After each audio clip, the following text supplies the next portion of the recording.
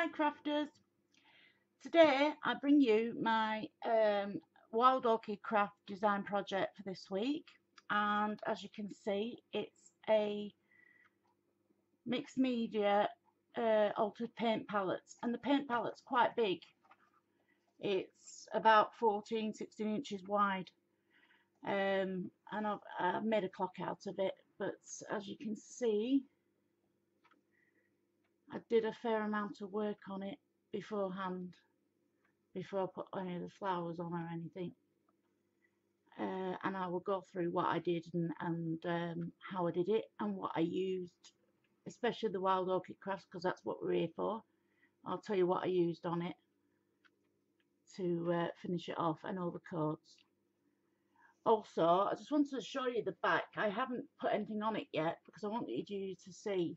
I'm gonna put some paper on the back, but I wanted you to see what it looked like before.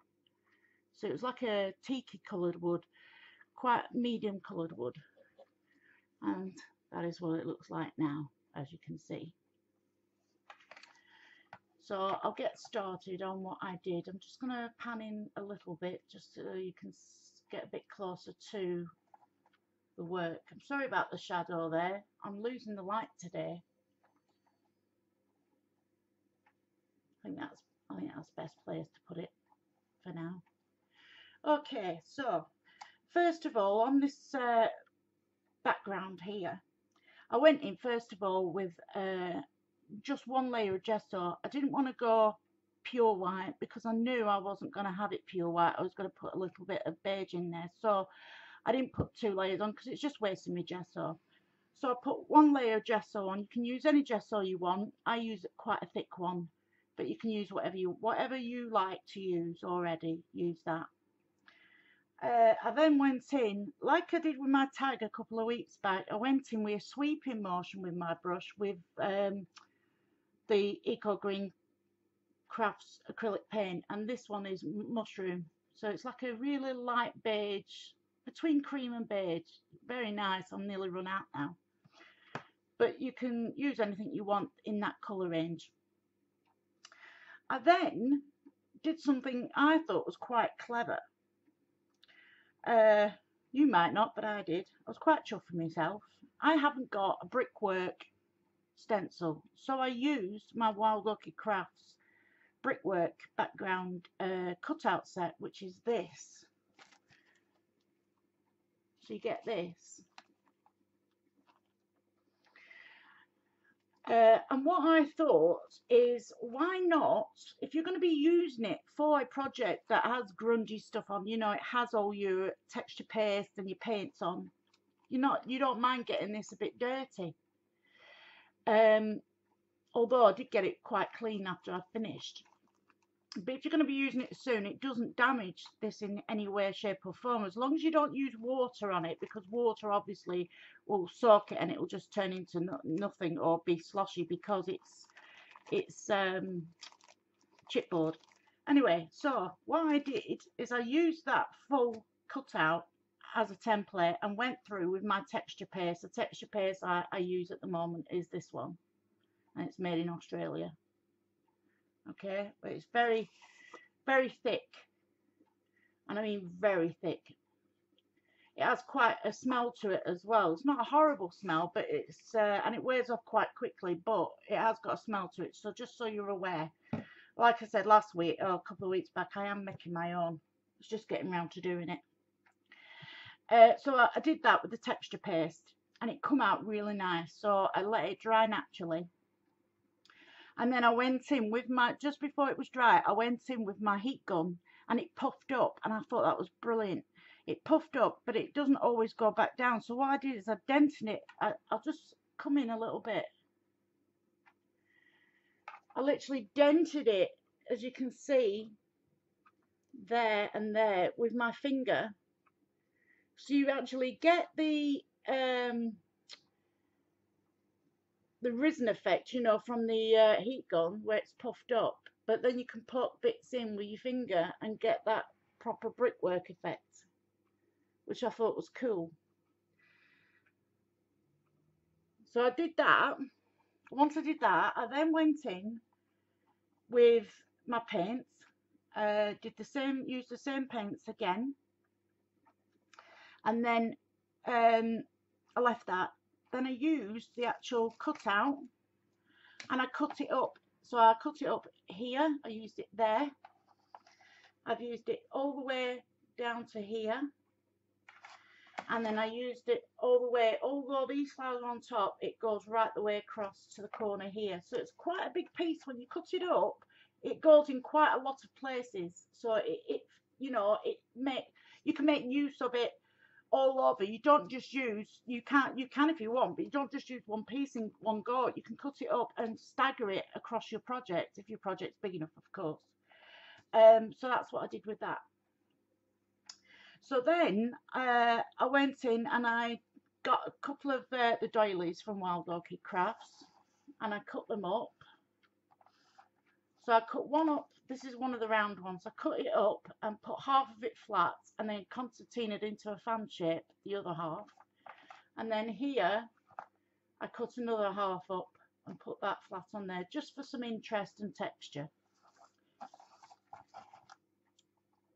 So after that, I went in and I got some corners that I got from Fernley Crafts or Fernley Designs, and the corners I made into a butterfly, as you can see. So they're two corners. So I made them into a butterfly and put some the same paints on top again. But I also put some interest on the inside as shadowing with some distress inks, and I used Vintage Photo and Walnut Stain. Now here with these paintbrushes, I bought some new brushes, and I bought a set of new brushes deliberately because in the set they had some old, well, they're not old, they're brand new, but they're like them old hog brushes for kids. So I deliberately bought that set because there was two in there that I knew I would never use in a million years, and I thought, right, well, I can use them for my project. So I didn't actually use old brushes. I used brand new ones, but ones that I knew I wasn't going to use. So I scuffed them up and then I painted them with the gesso and then the acrylic on top, and I also painted 3/4 of the way up the bristles so it looked like they were being used. And then I went over with some distress ink, the same as I used over there, and I used Vintage Photo and Walnut Stain, and I made it's a shadow effect. But what I did, instead of the shadow coming in from the side because of the sun, I did it as like the paintbrushes would be wet and they're wood and they've gone on a wood bottom, so the actual water has seeped out on either side, and that's what the shadowing is, what I did with the shadowing. I love that effect. It looks really cool. I really like how that turned out.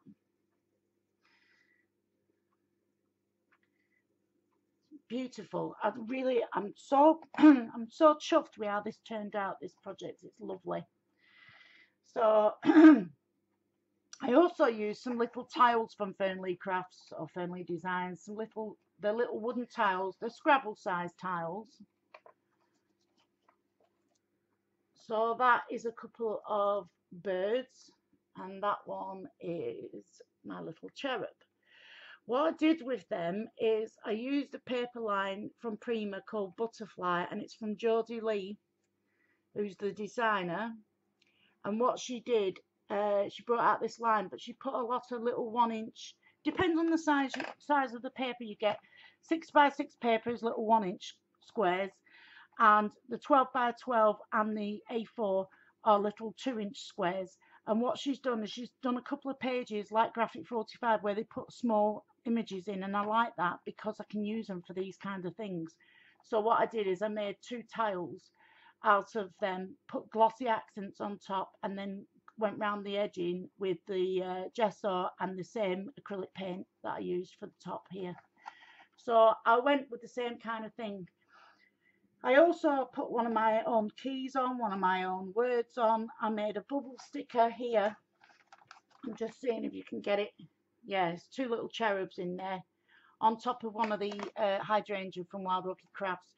And that is just an epoxy. I've got the glass ones, but because I wanted to keep this as light as possible, I actually used an epoxy sticker which is a clear bubble sticker, and I put the paper line on the back of it, cut it out, and then put gesso on top of that, and that's that one.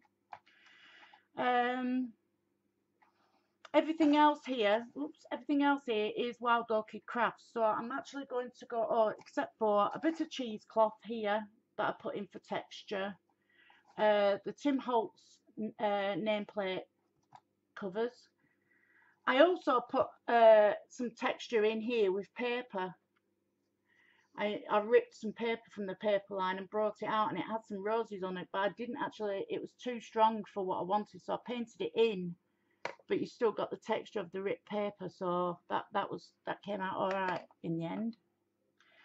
I also put one of the pearl swirls on from Wild Orchid Crafts, but I changed the actual swirl because it didn't go the way I wanted, so you can move them around and get them to where you want.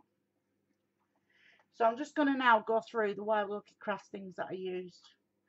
So for starters, I actually have told you already, I've used the hydrangea blooms, and I literally dotted them around the project. And they are, the vintage mix is what I use, and they're 25mm, those ones. You can get them up to 40, I think. And they were MKX 678. Here I used, when I find it, 2 of these. And they're the rose pink wild roses I like, cottage roses I like to use. You can't tell the colours at the moment because of the gesso and the acrylic paint. But the reason I'm telling you this is because if you just put all cream in or white, you're not going to get any variation in your project. If you put colours in, the colours will seep through the gesso. And I deliberately didn't put a heavy load of gesso on because I wanted the colours to come through. I wanted the variation there, and that's what you get if you don't put a lot of gesso on, which is what I did. So these are, my voice is going, these are the cottage roses, and they're in 30mm and 25mm. They're gorgeous. I use them every project, and they are MKX 667. Then these open roses here, they're the plum and aubergine ones. I've also got the little ones there, another large one there, 2 small ones here, and I've got one over here as well. And when they come in the different sizes, they're all the same codes on the site. That's really handy to have. If you want a specific colour, so say you wanted the plum and aubergine, all you have to do is go on wildorchidcraft.com, go to their search bar, put in plum or aubergine or both, and it will come up with all the flowers that are in that colour. If you want some pink flowers, just put pink in, and it will come up with everything they do in pink, and not just flowers. It will come up with laces, it will come up with pearls, it will come up with everything they do in that colour. So that's a handy thing to know and a handy thing to have on the site. So what I did there is I did the plum and aubergine, but because it's my favourite colour, but I also, just trying to tell you that the 25 and the 10 are the same code. You just put in which ones you want, and they add a few pence for each sizes going up, obviously, because they're going to be a bit dearer than the smallest ones. So it's just one code for both of them, and that's MKX 004, and that's the open roses in the plum and aubergine. I did also open roses in the rose pink, and there's a little tiny one there, but there's a bigger one over here, and they're the same code again, and they are MKX 008. The open roses in the vintage, what I use a lot of, are all here. These are all the vintage range, so they range from pinks to purples to moccas to light pink to baby pink, and there's even an aqua in there, and like a russet red. I love all the colours, but I didn't use the aqua because it didn't go with what I was using. But most of these are the vintage 25mm open roses, and they are MKX 043. Over here is a massive, it's mahoosive, it's gorgeous, wild rose, and they are big then, and that's a 40mm rose, and it's a wild rose. It's from a mixed pink set, so you've got all different pinks in there. And this one is a cream with a dark, very dark pink tip. It looks gorgeous. And they are QVR 025, and like I said, they're 40mm. Over here is a light mocha rose, and I used one at the top as well. The light mocha roses of 25mm are MKX032. Here you can see two of the beautiful magnolias. Stunning, and you can tell on there that I have used some pearlized paint. I have used it on a few things, but I didn't go into that yet because it's on my brickwork and I wanted to do that last, what I did afterwards. So the magnolias are here, two big ones, and they are white magnolias. You get a pack of 50 and they're QVR028. Next to that, you'll notice, or you might not have done, 3 hip rose buds. Yeah, there they are, hip rose buds. There's 3 of them there, and I've curled the stems up with my cocktail stick, and they are ivory ones, and they are GST063, and you get 50 in a pack of them as well. These here, there's this one here, it's a wild pale pink rose, that one there, and then this one over here, on there. They're pale pink roses, they're wild roses again, and they're 30mm, so you can see the difference. That's the 30mm and that's the 40mm, and these are the pale pink wild roses, and they're on special offer at the moment, and it's QVR035. Then I put one of my favourites on, my lilies. This is a white to ivory, and it's actually in, there you go, I've put some of that pearlized paint on the leaves of that as well, and that one in particular was in a mixed pink pack. Well, no, it wasn't, it was in a mixed pastel pack. So it's all your pastel tones, all your pinks, your aqua, your cream, your lemon, your blue,